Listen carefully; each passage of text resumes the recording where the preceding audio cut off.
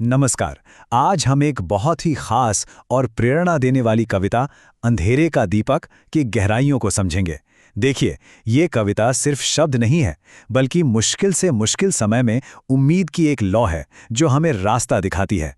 तो चलिए इस रोशनी के सफर पर निकलते हैं। जिंदगी में ना कभी कभी ऐसे मोड़ आते हैं जब लगता है बस सब खत्म हो गया, सब कुछ बिखर गया है। और ये एक ऐसा सवाल है जिसका सामना हम सब ने कभी ना कभी तो किया ही है। और जानते हैं, ये कविता ठीक इसी गहरे सवाल से अपनी बात शुरू करती है। और इस सवाल का जवाब कविता बहुत ही मजबूती से और पूरी उम्मीद के साथ देती है। इसका जो मूल विचार है ना, वो यही है कि विनाश अंत नहीं होता।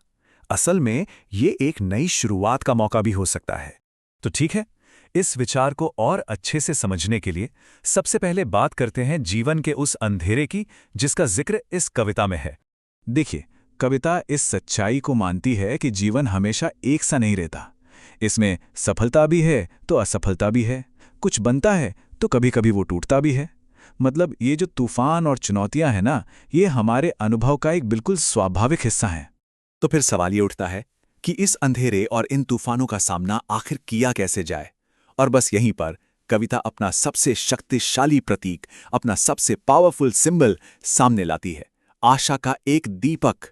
ये कोई मामूली दीपक नहीं है, ये प्रतीक है हमारे अंदर की हिम्मत का, हमारी उम्मीद का और कोशिश करते रहने की हमारी जिद का। ये हमें बताता है कि एक छोटी सी रोशनी भी घने से घने अंधेरे को चुनौती देने की ताकत रखती है। वाह, मतलब कवि ने जिन प्रतीकों का इस्तेमाल किया है वो कितने कमाल के हैं। सोचिए जरा, अंधेरी रात, ये क्या है?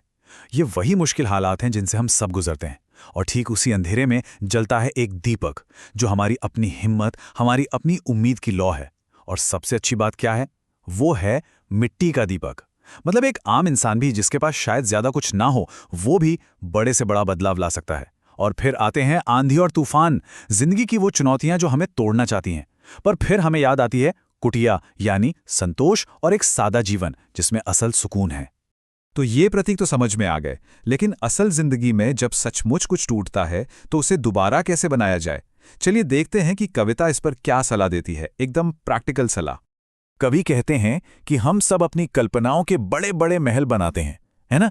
लेकिन अगर जिंदगी की कोई आंधी आकर उन्हें तोड़ दे तो निराश होने की क्या जरूरत है? उन्हीं टूटी हुई ईंटों से शांति की एक छोटी सी कुटिया भी तो बनाई जा सकती है।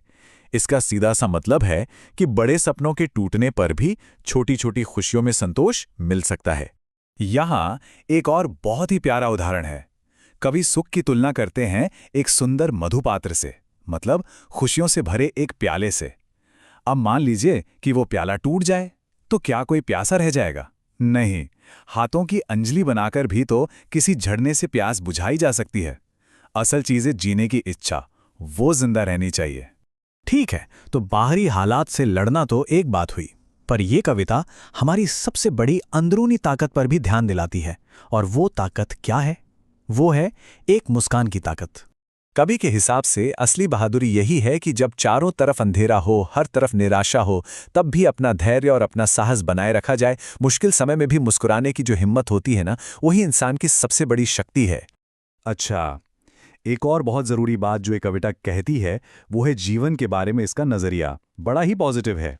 कविता कहती है कि देखो, अगर कोई पुराना साथी बिछड़ भी जाए तो जिंदगी रुकनी नहीं चाहिए, ये बिल्कुल सही नहीं है, बल्कि नए बंधन बनाने चाहिए और उम्मीद की उस लौ को फिर से जलाना चाहिए।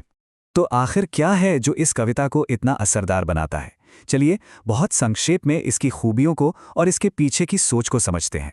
सबसे पहली बात इसकी भाषा। बहुत ही सरल खड़ी बोली हिंदी है जो सीधी दिल तक पहुंचती है। फिर कवि ने संबोधन शैली का इस्तेमाल किया है, ऐसा लगता है कि वो सीधे हमसे ही बात कर रहे हैं। इसमें आपको वीर रस का जोश भी मिलेगा और शांत रस का सुकून भी, दोनों का एक गजब का मिश्रण है। और हाँ, रूपक और अनुप्रास जैसे अलंकारों ने तो इसे और भी खूबसूरत बना दिया है। तो सबसे जरूरी बात यह है कि इस कविता का जो दर्शन है, इसकी जो फिलॉसफी है, वो बहुत आशावादी है। ये हमें कर्म करने यानी एक्शन लेने के लिए कहती है। इसका मानना है कि जिंदगी की असली कीमत आराम में नहीं, बल्कि संघर्ष करने और कुछ नया बनाते रहने में ही है।